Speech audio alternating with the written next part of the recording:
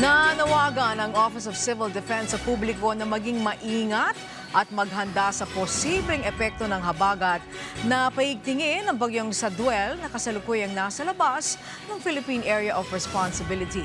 Ayon kay OCD Deputy Administrator for Administration, Assistant Secretary Rafi Alejandro, malaki ang tsansa na paigtingin ng bagyo ang habagat na magpapaulan sa malaking bahagi ng bansa, partikular na sa Luzon, kabilang ang Metro Manila.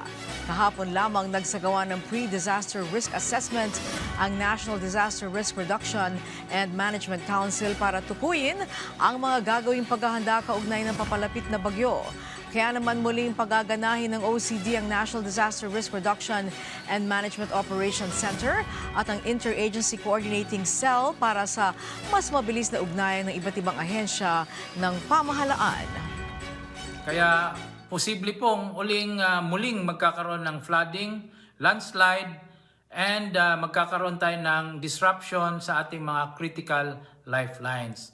But of course, itong pag-uulan na ito ay magdadala ng tubig na maaring magtaas ng mga levels sa ating mga dams o reservoir.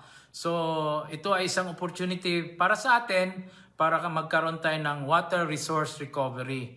But of course, ito po ay babantayan natin kasi it might also lead to the downstreaming ng mga excess na tubig. Kaya kailangan po bantayan natin yung ating flood management.